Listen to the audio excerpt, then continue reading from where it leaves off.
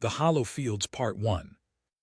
Dusk poured over Dawson County when I left Highway 30 and the wheat rose on either side of me, tall as a jury. The radio was static. My phone was a paperweight. The farmhouse showed itself long before welcome, 3 stories of Victorian ribs and flacking paint, a widow's peak against the bruise of light. Beyond it, a barn so black it seemed to drink color. Under all that grain, the ground made a small engine noise that never quite reached sound. I killed the truck out of habit. Debts climbed out of the passenger seat in my mind. $18 an hour. Free room. I could drown in Omaha or work where the horizon looked like a blade. I picked the blade. Gravel crunched under my boots. Paint slewed in curls from the porch columns. A cracked bronze bell hung by the door. I reached for it, paused. The wheat swayed although the air was still. The hum tucked under my heartbeat. Not loud, present like the quiet before the first hit. The door opened. The woman who met me had a voice like rust. Gaunt face, hair pinned hard, eyes set deep as if everything behind them had been burned and rebuilt.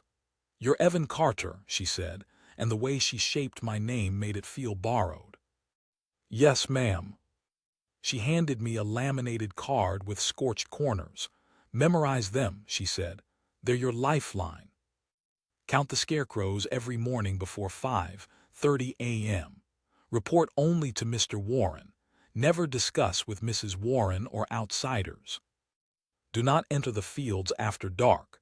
If you hear your name, keep moving to the farmhouse. The black barn is forbidden. If its doors are ajar, close them without looking inside. If a scarecrow faces the farmhouse, turn it to face the fields. Wear gloves. Never touch its face. Avoid the scarecrow's eyes. Focus on their feet or shoulders.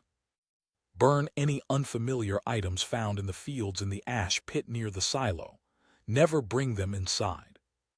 On day 6 you will choose. "Mrs. Warren?" I asked. She nodded. "A leaner will do, but not from you. Mrs. Warren is fine." She moved like grass when something heavy passes underneath. "Your room is over the equipment shed. Mr. Warren will give assignments at dawn." "Choose what?" "The choice will tell you," she said, already walking down the hall. The house smelled like lemon oil and something sweet gone wrong. Frames showed the same field under different weather.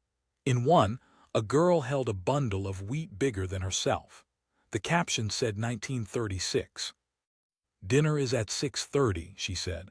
"The hogs squeal at 5. The sprinklers in quadrant 4 are temperamental."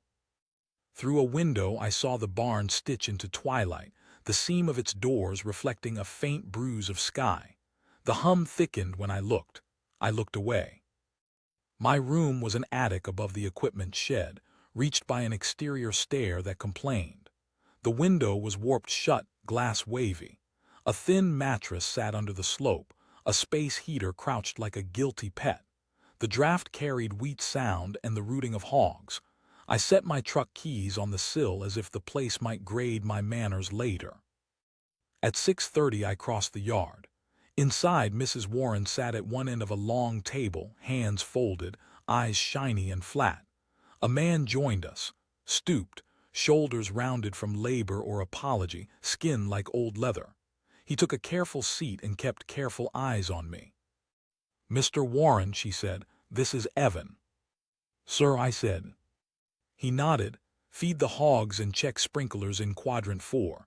Report your count before the sun tears the light. Dry husks on concrete. The land watches." We ate stew that tasted faintly metallic. Bread beside it was good, the kind made when kindness must be practical. No one mentioned the rules.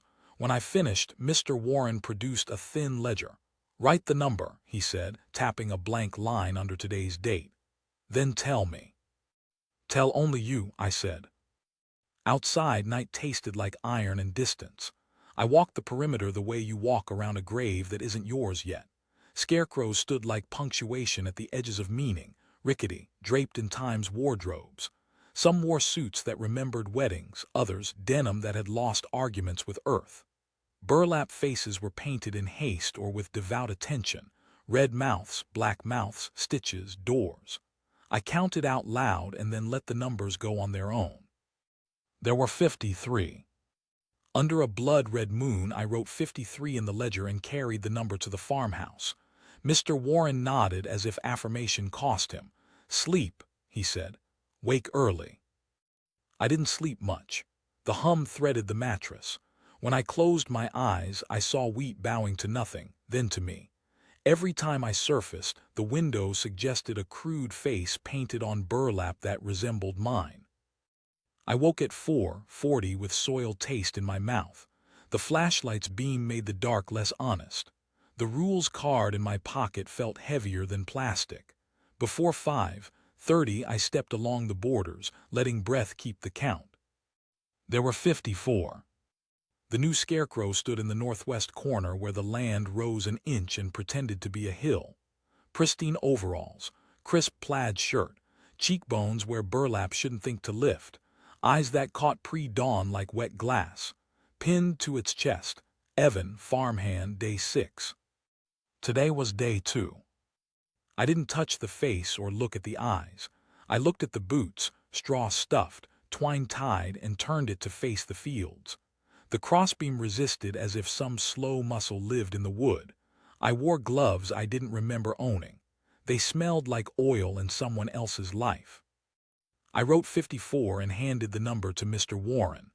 "Keep to the rules," he said, and made a small pencil mark beside the line. A forest of such marks scarred prior days. Daylight was stubborn.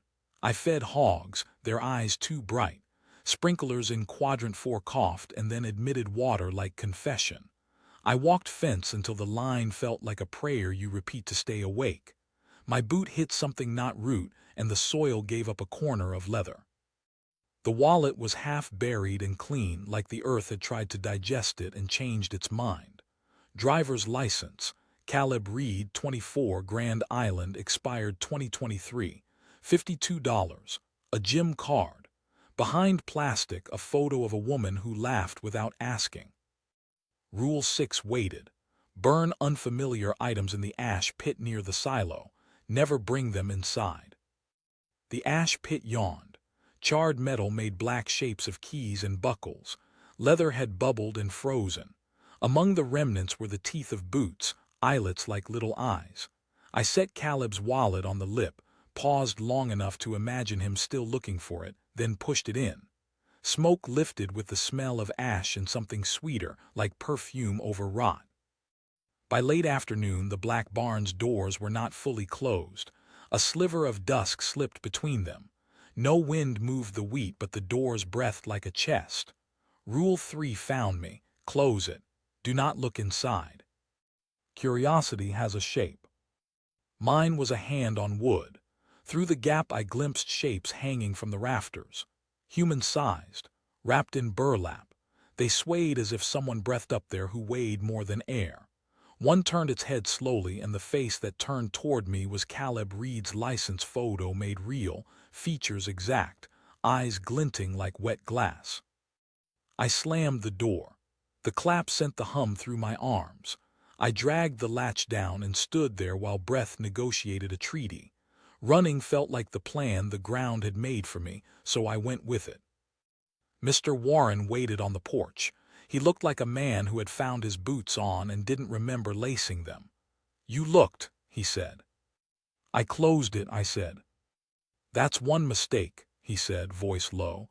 He didn't ask what I'd seen. He didn't say what would happen.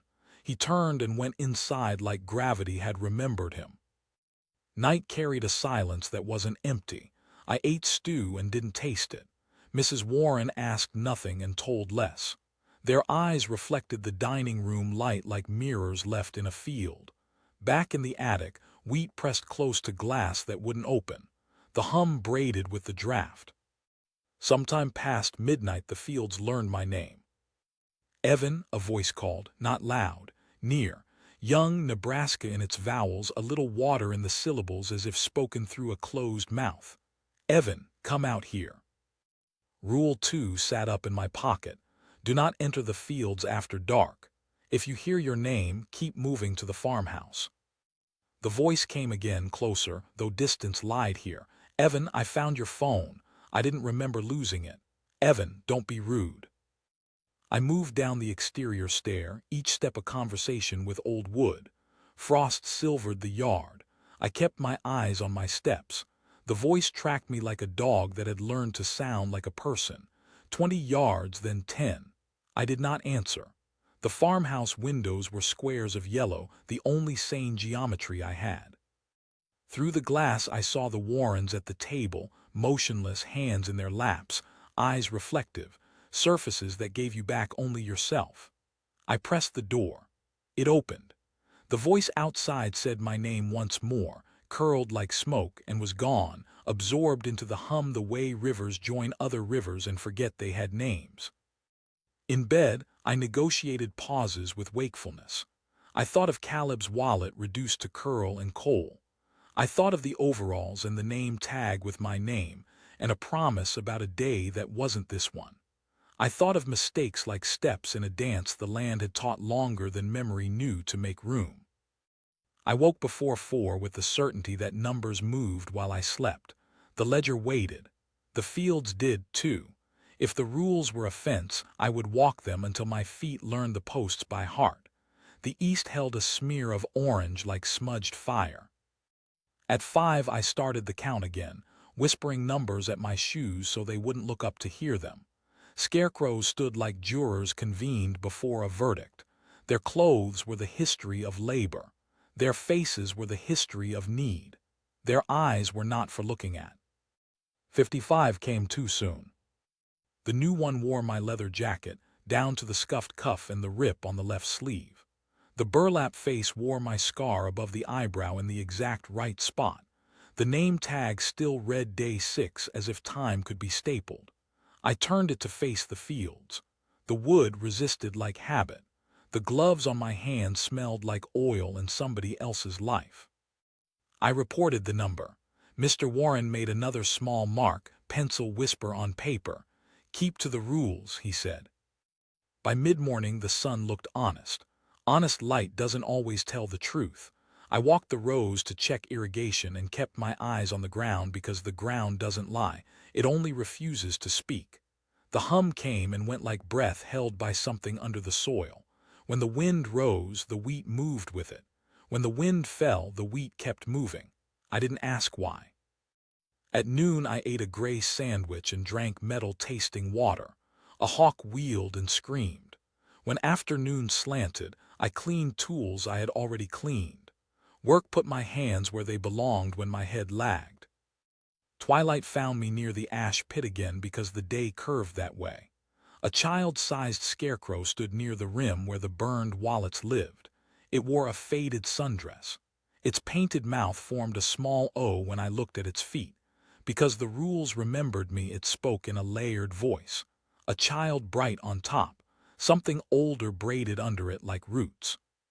"You broke Rule 2 last night," it said. "You responded to the field by looking, Evan." "I didn't speak," I said. "The land sees intent," it replied, both voices agreeing like law. "Tomorrow you'll count 56.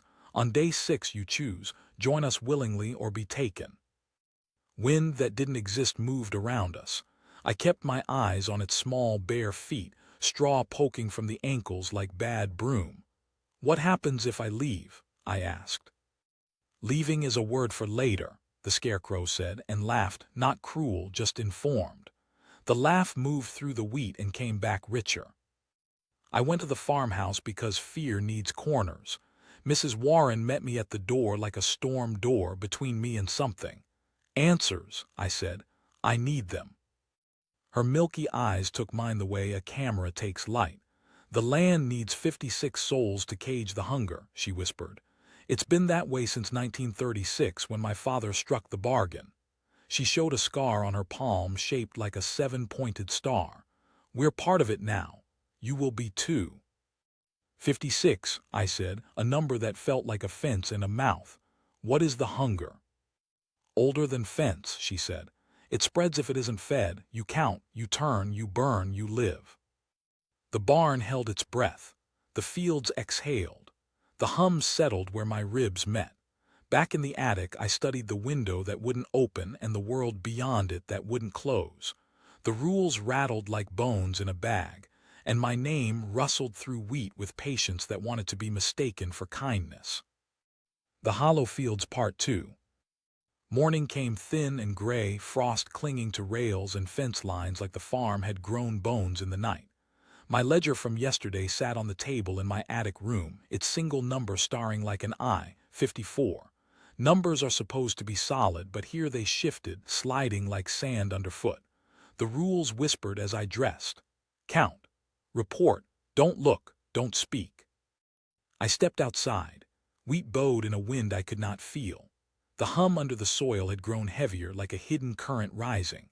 My boots crunched on frostbitten dirt as I walked the perimeter. One by one, scarecrows emerged from mist and shadow, wooden crosses, burlap heads, clothes stolen from lives long gone. Wrong, but wrong in a way the land seemed proud of.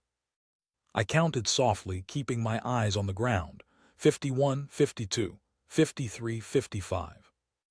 The new scarecrow stood near the southern fence, leather jacket slick with dew. Mine. The scuffed cuff, the rip on the left sleeve from that fight 3 years ago. Burlap stretched into the shape of my face, scar above the eyebrow painted in. A name tag gleamed from its chest. Evan Carter, farmhand, day 6. It was only my 3rd morning. My throat went tight. I forced myself to move. I turned it toward the fields, wood groaning like it hated me. The gloves I wore stank of oil. They weren't mine, but they fit my hands too well. When I returned, Mr. Warren sat with his ledger open, pencil steady. Number 55. A scratch of graphite. He didn't look at me long. Keep to the rules. I wanted to ask about the jacket, the scar, the name tag. I wanted to tear the ledger apart and demand he tell me why the fields were building a scarecrow with my face. But his eyes were old stone. They said, ask and you'll learn worse. So I fed hogs instead. They pressed against the pen rails, squealing like they knew secrets. Their eyes shone too bright. Sprinklers in quadrant 4 rattled, coughed water across the wheat and stopped again as if choking. I fixed them, but the hum under the ground made the tools tremble in my grip. By noon I had walked fences until I lost the rhythm of my own thoughts. The sky sagged. Wheat moved even when the air was dead. Near the ash pit, something stood waiting. A child-sized scarecrow. Sundress faded, straw wrists jutting, painted mouth shaped in a small O, its head tilted as I approached. I forced my eyes to its feet, bare wood, straw poking like broom bristles. My breath locked when it spoke. You broke Rule 2, it said. 2 voices braided into one, childish and ancient. You looked when the fields called you, Evan. I didn't answer, I said, the words spilling before I could stop them. The land sees intent. Its head tilted farther, creaking. Tomorrow you'll count 56. On day 6 you choose. Join us willingly or be taken. It laughed then, not cruel but knowing, and the wheat bent in a circle as if bowing to its joke. My knees weakened. I backed away, step by step, until the barn loomed beside me like a waiting mouth. Dinner was stew again, thicker, metallic as if the spoon had melted into the broth. Mrs. Warren sat with her pale eyes fixed on me. I snapped. What is this place? I asked. Why me? Why the rules? She folded her hands. Her voice was whisper-thin but steady. The land needs 56 souls to cage the hunger. My father bound us to it in 1936. Every cycle the field claims what it must. The scarecrows hold it still. We keep the count.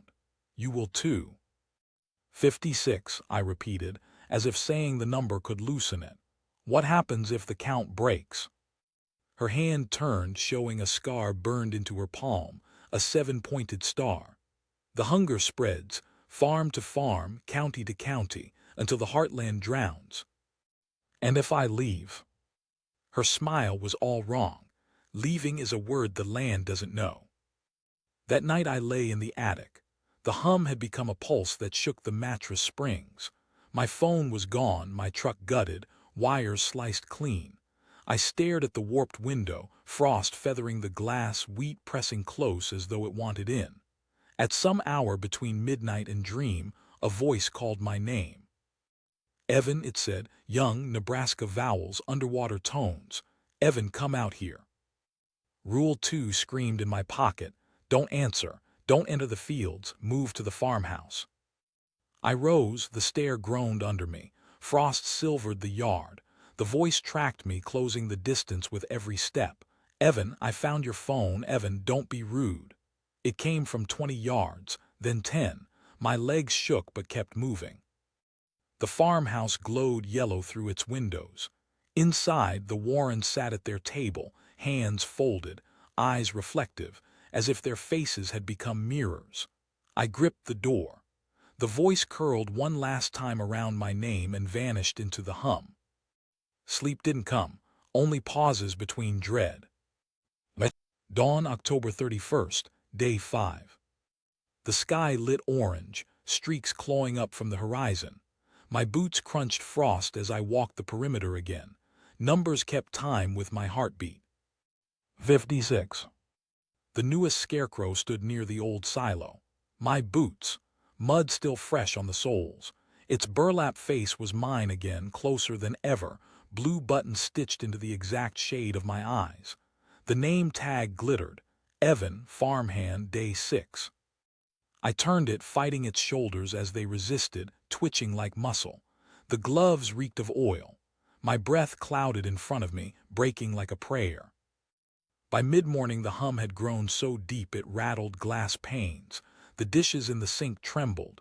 Even the hogs were silent, watching the fields. Mr. Warren stopped me as I came in. "The land is hungry," he said. His eyes flicked toward the far property line. "Stay away from the sinkhole." But I couldn't. Curiosity gnawed me hollow. I followed the fence until I found it, a black maw in the earth, soil glistening like tar. The stench rose, rot metal, a sweetness that turned my stomach. Beneath it a sound, not words, not voices, screaming, primal, as if the earth itself was trying to tear free of itself. Mr. Warren stood behind me. His hands shook. "That's the hunger. The scarecrows feed it, keep it from spreading. Without them it swallows Nebraska, then the Midwest, then everything." The ground pulsed under my boots. I stumbled back. He steadied me with a hand that weighed nothing. "Rules matter, Evan. You break them, we all fall." At dinner, stew again. The broth was thicker, streaked with red. The bread crumbled like ash. Mrs. Warren's smile was faint, almost gentle. "Tomorrow is your day. Choose wisely." I didn't answer. My spoon trembled. The stew tasted of rust and memory. That night in the attic, the hum became a roar.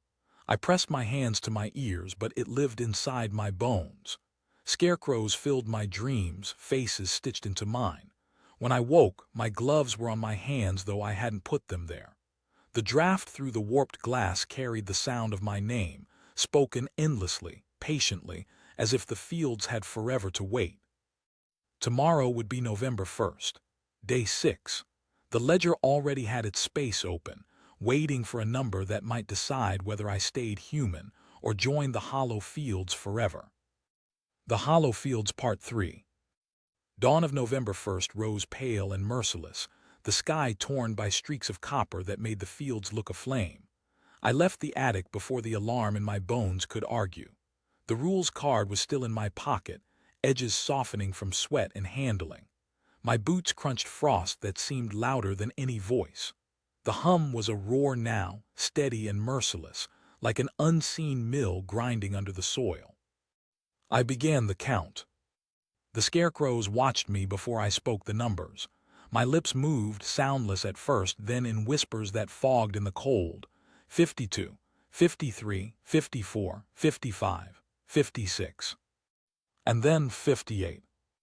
I stopped breathing. Yesterday there had been 56, today 2 more. The newest stood in the center of the field, framed against the gray horizon. My jeans, my flannel shirt, my belt, the whole outfit I had worn yesterday. Burlap stretched into my likeness, and sewn thread eyes mirrored the exact shade of mine. The name tag read, "Evan, farmhand, Day 6." Every other scarecrow began to turn, one by one, until their faces were angled toward me. Rows of stitched mouths, button eyes, paint peeling like old wounds, a jury risen from straw. The hum rose with them, shaking the ground beneath my boots. The sinkhole's growl answered like a beast unchained. I forced myself to turn the central scarecrow, my gloves burning with cold oil. Its shoulders resisted as if bone had grown beneath the wood. When I shoved hard, it snapped into place facing the fields. The roar quieted for a heartbeat, then came back doubled. The ledger waited on Mr. Warren's table. My pencil hand trembled as I wrote 58. His eyes read it, then shut. His voice was a cracked whisper. "It is your day." Mrs. Warren sat with her hands folded, pale eyes shining. "The choice comes now. Stand with us or fall with the field." The ground shook so violently that a plate slid from the counter and shattered. From beyond the silo came a scream that wasn't human and wasn't animal. It was hunger given sound. I walked to the sinkhole because the choice was waiting there. The wheat parted as if guided by invisible hands, stalks bending away from me in lines. Each step felt heavier, pulled toward the black mouth that breathed foul air. The sinkhole was wider now, soil crumbling at its edges. Inside, oily earth churned like tar. Shapes writhed beneath the surface, arms, faces, fragments of lives pressed and broken. The smell of rot and rusted iron thickened the air until my throat burned. The scarecrows began to creak. From every edge of the property they shuffled forward, dragging their wooden frames through the wheat, their heads all turning toward me. Straw fell like snow. The field itself came alive, pushing me toward the brink. Mr. Warren's voice carried over the hum. "Speak to it, Evan. Bind yourself and keep the hunger caged. It is the only way." Mrs. Warren's whisper followed. 56 souls each cycle. That is the covenant. Choose or be taken." The child-sized scarecrow in the sundress appeared near the rim, straw fingers pointing. Its voice carried like wind in a cave. "Join us willingly. We have waited. The hunger waits." I looked into the sinkhole. The roar became words without language, pressure in my skull. For an instant I saw every scarecrow as they truly were, faces of the lost, trapped in burlap, stitched into postures of obedience. Caleb Reed's eyes, wet and pleading. A dozen more, blurred by time, reaching out. My chest filled with heat that wasn't mine. The land was demanding, not protecting but feeding. "No," I said, my voice cracked but the word carried. "You're not a guardian, you're a parasite. You twist sacrifice into sustenance. You cage the dead and call it balance." The sinkhole screamed. Soil burst upward in oily clots. Scarecrows jerked like puppets whose strings were pulled too tight. The child-sized figure laughed, the sound splitting between ages. I raised my voice against it. "You don't need prisoners. You need partnership. Release them.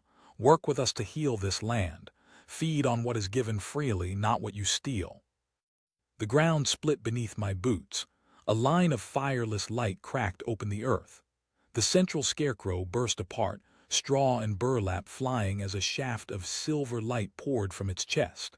The hum shattered into 1,000 ringing tones. The Warrens cried out. Their bodies collapsed into ash, scattering on the wind. From the ash rose two figures, Alina and Thomas Warren, young again, their eyes clear for the first time in decades. They gasped as if breathing real air after a lifetime underwater. All across the field, scarecrows tore open in flashes of light. Burlap ripped, straw scattered, and people stumbled free. Men, women, children, their clothes decades out of place. Caleb Reed fell to his knees, coughing, clutching the photo from his wallet that now rested whole in his palm. 56 souls, dazed but alive, filled the field with cries of disbelief. The sinkhole shrieked, then quieted. The oily soil turned brown, the surface sinking into a scar of earth no deeper than a plow furrow. The hum died. Silence returned, true silence, heavy and real. The land breathed differently now, not hunger, relief. Days passed, I stayed. Blackthorn Farm became something new. The fields grew golden and still, their motion now ruled by wind alone. Workers came from nearby towns, free men and women who asked no questions about what had happened. I paid them with wages pulled from accounts I hadn't known existed until I found the Warrens' old ledger. The farmhouse shed its smell of rust. The barn still loomed, but its doors stayed shut, quiet, only a building again. Caleb Reed remained for a time, helping repair fences and clear the old ash pit. His laugh came back slow, haunted but real. One evening he pressed his wallet into my hands, the photo of the young woman tucked inside. "Her name's Anna," he said. "If you ever see her, tell her I came back." He left soon after, walking the long road toward Grand Island. I tried to believe it was over, but the map Mrs. Warren had kept in the kitchen told me otherwise. Red pins marked other farms across the Great Plains: South Dakota, Kansas, Oklahoma, Missouri, Iowa. Each pin marked by a note in the margin: 42 Scarecrows, 49 Scarecrows, 51. Every farm bound by the same covenant. 3 weeks later, the phone in my pocket rang for the first time since Omaha. Static, then a voice. "Cousins missing. South Dakota. 42 Scarecrows overnight. One with his name tag." I looked out across the field where the Scarecrows had once stood. Wind bent the wheat, simple and clean. The sun lit the land like blessing. But I knew the cycle wasn't broken everywhere, only here.